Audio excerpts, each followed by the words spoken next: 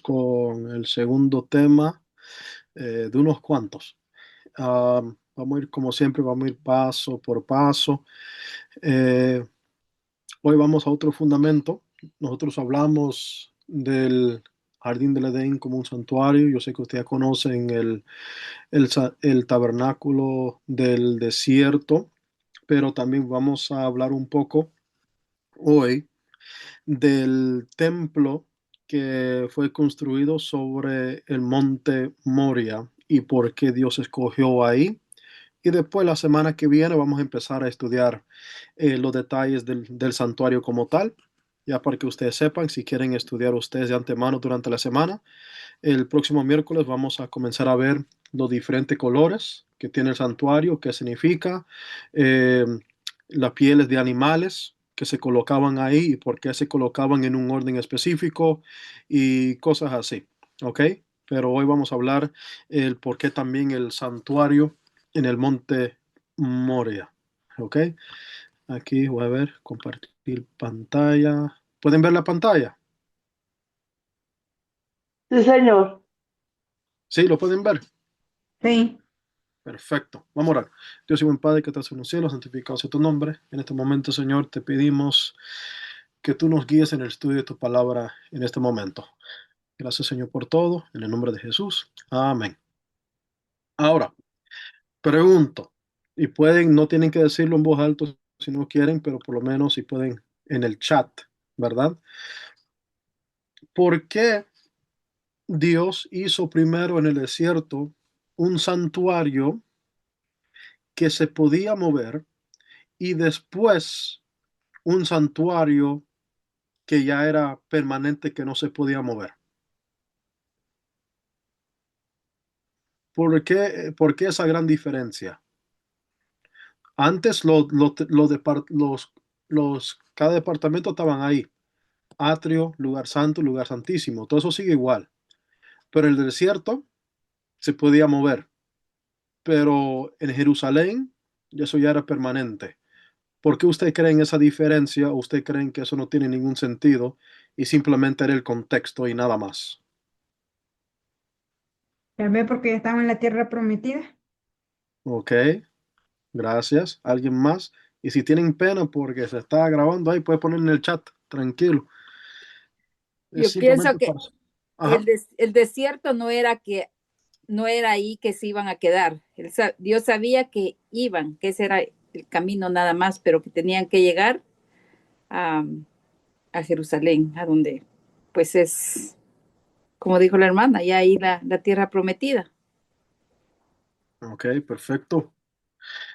Quiero que y durante todo esto ustedes van a ver lo hermoso que es Dios, porque cada cosa tiene su significado, ¿ok?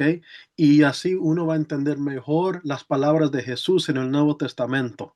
Es hermoso cuando Él dice, Emmanuel, Dios con nosotros, y cosas así, todo eso está relacionado con el santuario, ¿ok?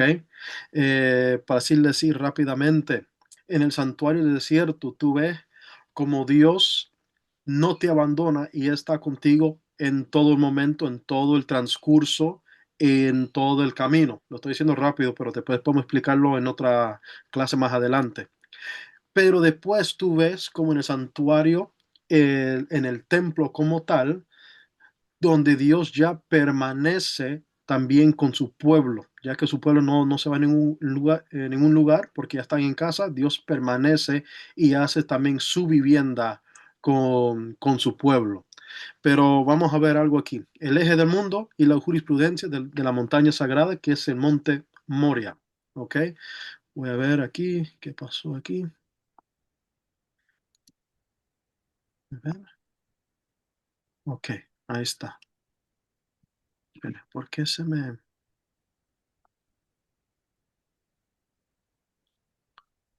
Ok, tengo que hacerlo de esta forma. Ok, vamos aquí. Ok, Canaán. Canaán como el ombligo de la tierra. ¿Por qué? Ustedes nunca se han puesto a pensar por qué Dios escogió a Canaán para que sea el lugar donde el pueblo de Israel o donde su pueblo escogido iban a vivir. Porque de todos los continentes y de todas las regiones que existían en este mundo, Él dijo, este lugarcito que se llama Canaán es donde yo quiero ubicarlos, porque no solamente estamos hablando del santuario que se movía, o sea, el santuario del desierto, el santuario mosaico, como uno lo quiere decir, sino el santuario que permaneció después, donde se estableció, donde la casa de Dios iba a ser, era en Canaán. Y eso no era simplemente casualidad, porque Dios recuerda, Él quiere alcanzar el mundo entero, ¿ok? Pero hay que recordar que el mundo en ese tiempo no es el mundo que existe hoy en día. El mundo era totalmente distinto. Y estratégicamente Dios escogió un lugar donde conectaba a tres continentes. Conectaba a África, a Asia y Europa, porque pasabas las rutas, ¿ok?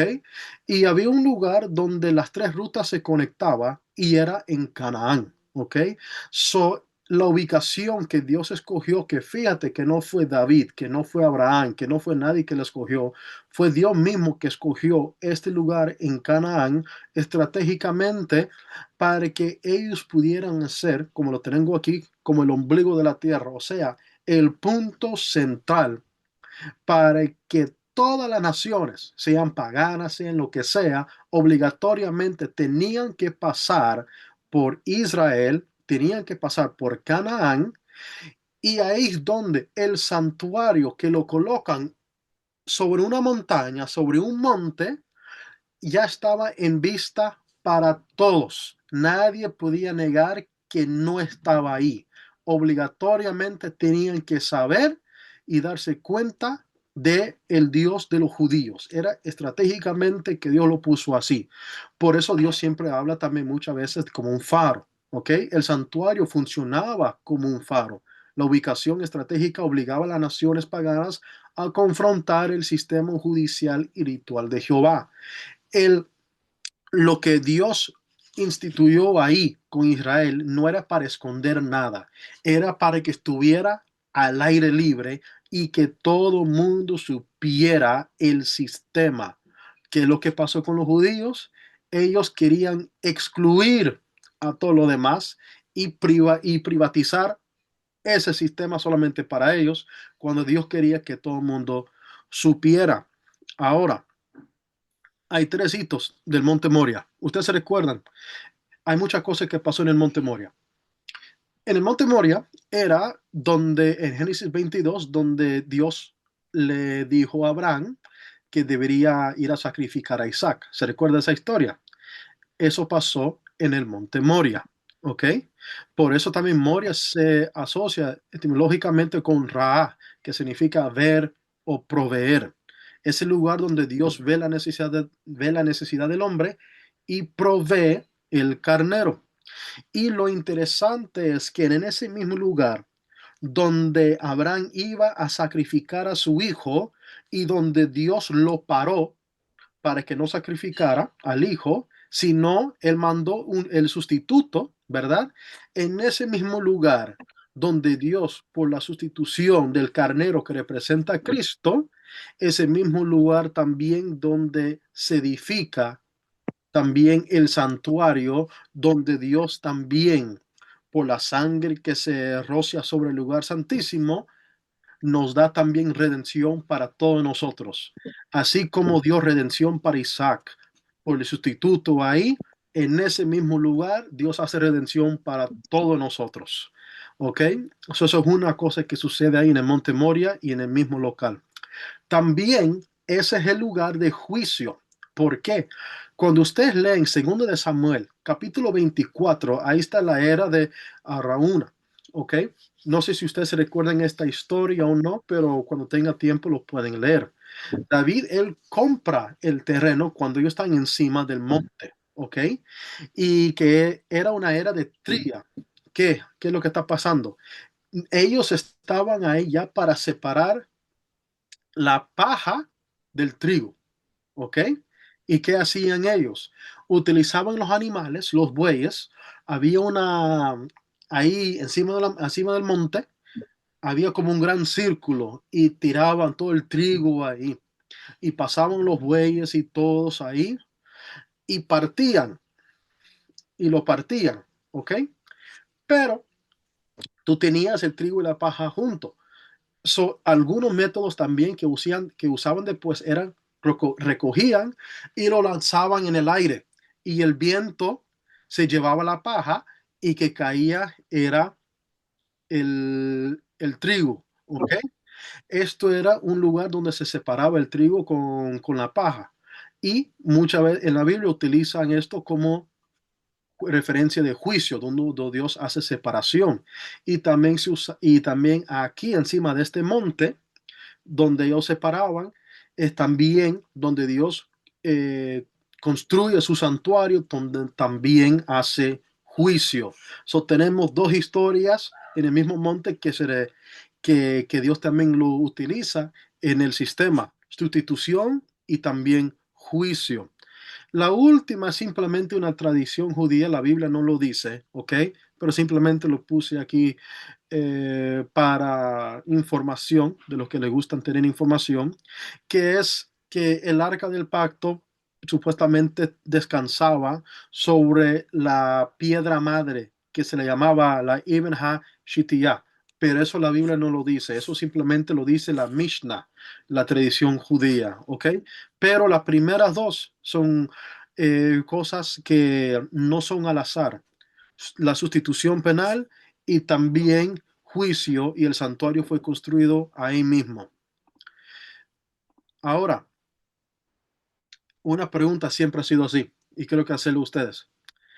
Si Dios no le gusta los lugares altos, recuerda que Dios condena los lugares altos, ¿por qué entonces Dios construye su templo en un lugar alto? ¿Qué dirían ustedes? Si Dios, y los que fueron conmigo, no sé si Sandra está aquí, pero los que fueron conmigo allá a Petra, fueron como qué, ni me recuerdo cuántos kilómetros era y nos fuimos para allá. Y yo dije, güey, pagamos miles de dólares para subir a un lugar pagano. Pero es bonito y me cansé. Pero la pregunta quiero para ustedes, a ver si alguien me quiere responder o simplemente dar su opinión. Si Dios estaba tan en contra de los lugares altos, ¿por qué usted cree que Él entonces hace su templo en un lugar alto? Porque realmente lo hizo encima de una montaña. Porque siempre nos concentramos obviamente que del santuario del desierto, pero hay que recordar también que Él hizo el santuario o el tabernáculo del templo, que fue en un monte. ¿Por qué ustedes creen antes de continuar? Porque los lugares altos que ellos construían eran para dioses paganos. Ese es, pienso yo. Gracias, Elvia. ¿Alguien más? Porque quería que todos lo vieran. Para que vean que todos lo vieran. Mira aquí. El conflicto de los lugares altos. Y siempre quiero que ustedes piensen esto porque posiblemente cuando usted tenga un estudio hablando con alguien, puede salir con esta pregunta. ¿Por qué Dios prohibió los lugares altos mientras establecía su propio monte? ¿Ok? Primeramente, la fragmentación contra versus la unidad. ¿Ok?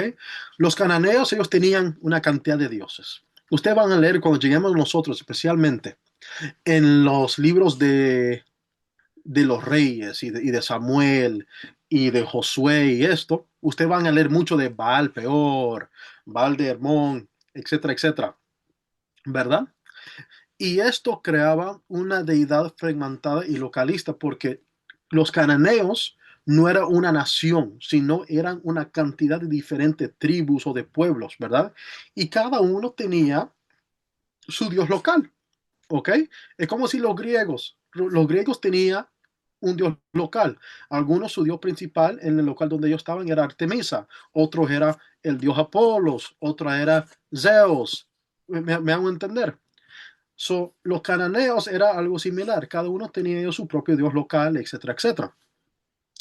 Y los lugares altos también representaban mi religión a mi manera, porque el que escogía el local, el lugar o el monte no era su dios, sino era quienes. Ellos mismos. So, ellos mismos decían, ah, este lugar se ve como un lugar muy espiritual, no sé qué cosa, muy lindo. Esto se va a convertirse en el lugar sagrado. Si ustedes se dan cuenta que en en el sistema de Dios, el ser humano nunca escoge el local, nunca escoge el lugar de reunión. Es siempre que lo escoge quién. Dios. Dios es siempre que dice, tú vas a ir hasta el monte, tú vas a ir a tal lugar y aquí me van a adorar, aquí va a pasar. Dios siempre es que busca el local. Por eso Dios prohibía los lugares altos, porque eso siempre también era iniciativa del ser humano que ellos escogían y que ellos hacían o querían hacer de algo común, algo sagrado. El único que puede convertir algo común en algo sagrado es quién, es Dios. El punto no es tanto en lugar alto, el punto es el ser humano que está buscando lo suyo para hacer lo suyo, convertir en algo común, en algo sagrado. Y sabemos que los dioses de ellos también son dioses falsos que no existen. Por eso la mitigación de la altura. Dios no rechaza la altura. Esto simboliza su trascendencia. Dios siempre se encuentra en las alturas. El santo monte de Dios, el trono de Dios está en el norte. Cuando nosotros vemos en el santuario donde está la mesa de los panes de la proposición, está al lado norte del santuario que siempre representa el trono de Dios. Dios siempre está en las alturas, siempre está en el monte, en la cima, siempre está arriba. Cuando uno lee Ezequiel 28 y Isaías 14, el querubín que cayó quiso hacerse grande como Dios y subir a dónde? Al monte de Dios. Quería irse a la cima. Dios siempre está arriba. El asunto es el ser humano queriendo hacer algo común, convertirlo en algo sagrado. No sé si me hago entender aquí lo que estoy tratando de decir.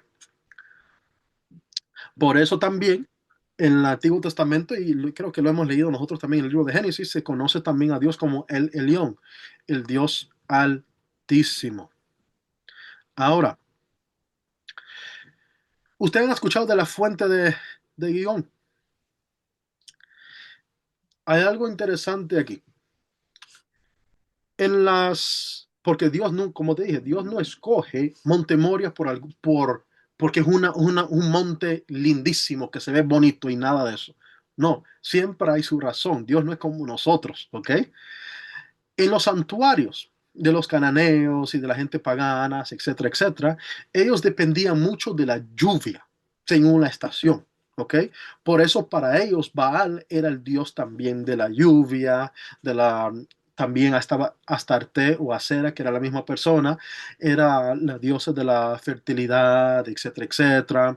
Algunos incluso decían que cuando llovía en la mañana, especialmente los domingos en la mañana, disculpa la palabra, pero ellos llamaban eso el semen de Baal, porque él está trayendo ¿qué? Fertilidad, lo que toda la agricultura puede ¿qué? Producir, porque él está mandando la lluvia. Este es el pensamiento de ellos, ¿ok? Pero para Dios es no, ¿ok? Nosotros en el sistema de Dios es uno no depende de la lluvia, ¿ok?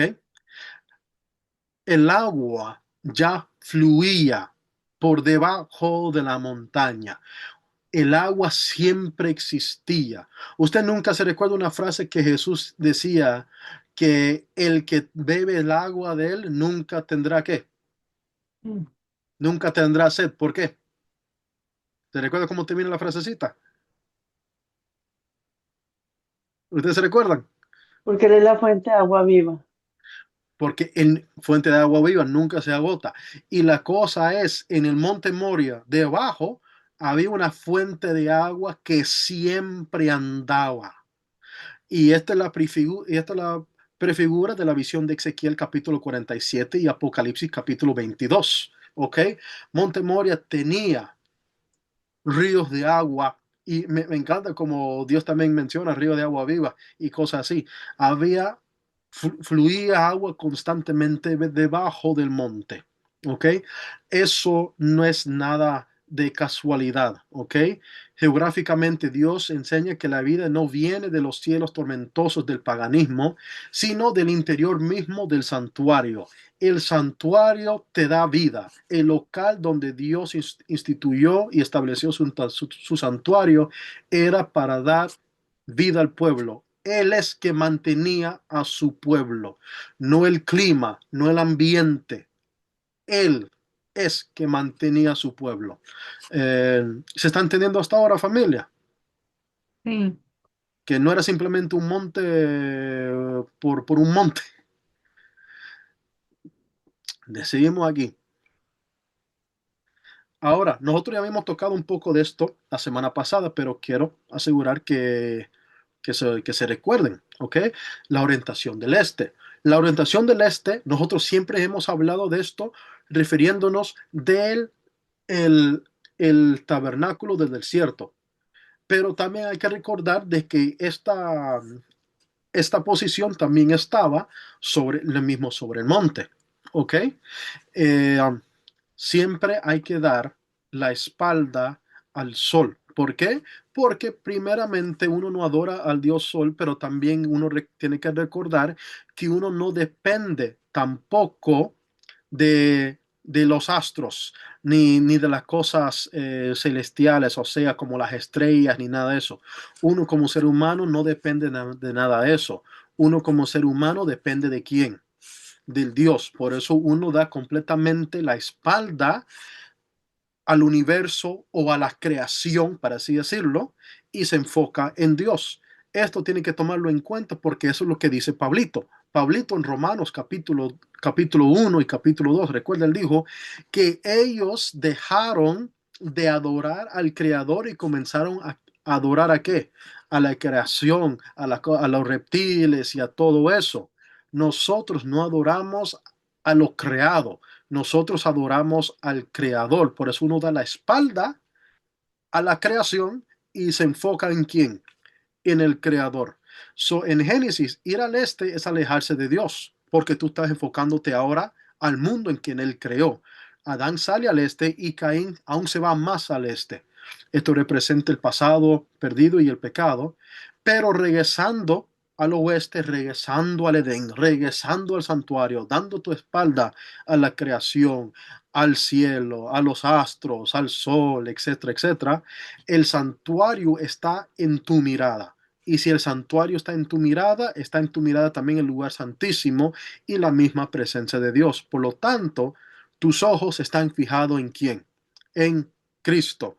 Cada paso hacia el lugar santísimo es un paso desandando la caída, es un regreso geográficamente al Edén. Y eso es lo que acabamos de hablar aquí en este slide, el antídoto al culto solar. Al entrar hacia el oeste, el adorador da la espalda al sol naciente, máximo ídolo de las naciones vecinas, para fijar su vista en la Shekinah o la gloria de la Shekinah, que esto vamos a hablar más adelante. ¿Ok? Esto no fue accidental. Dios estableció todo esto. Ahí está la imagen que el hombre está caminando en dirección del sol. Nosotros no hacemos eso. Nosotros debemos dejar el mundo atrás y ver nuestra mirada hacia, hacia el lugar santísimo, de vuelta a casa. Eh,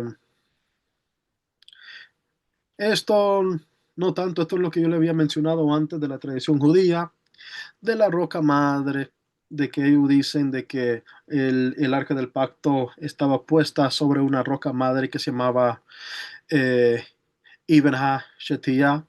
No es la piedra angular que habla Pablito, esto es simplemente otra cosa, pero es una información que simplemente quería yo mostrarle. Vamos al síntesis de geográficamente el santuario para concluir, porque esto es poco a poco, no es que voy a darle toda información de una sola vez. Primeramente, ubicación estratégica. ¿Por qué? Porque abarcaba ¿cuántos continentes, familia? Dos. Tres. Tres. África, Asia y Europa. Ubicación estratégica, porque abarcaba tres continentes. Recuerda, en ese tiempo, en su contexto, ubicaba África, Asia y Europa. Monte Sagrado, Moria, ¿por qué? Recuerda, dimos 3 hitos, pero por lo menos 2 era porque la sustitución penal se recuerda con Abraham y también era un lugar donde ellos separaban la paja y el trigo, que nosotros también simbólicamente decimos que eso es juicio, que el santuario se estableció en un lugar donde salvó la vida a Isaac y donde también hace juicio. Y fuente de agua y fuente de vida, porque ahí estaba en el monte Moria.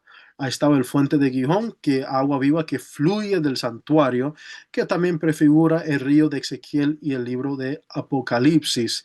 Y obviamente también está la orientación redentora, que también en el templo existía ahí, en Jerusalén, donde la entrada es al oeste y cada paso deshace la caída, regreso geográfico al Edén eh, perdido.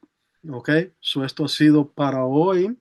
Y como ya dije, ahora ya la semana que viene vamos a empezar nosotros a estudiar por qué Dios escogió el carmesí, por qué el púrpura, por qué el azul, por qué el blanco, por qué la diferente tipo de pieles sobre el santuario, por qué el orden de esas pieles, cómo fue que se hacían estos colores y vamos a ver todas esas diferentes cosas. O vamos a ir paso a paso sin ningún apuro. ¿Ok? Pero por ahora ya saben por qué Dios hizo el santuario en el desierto, ya saben del santuario edénico y ya saben por qué Dios escogió también el monte Moria y por qué el templo fue permanente allí. Que Dios le bendiga, familia.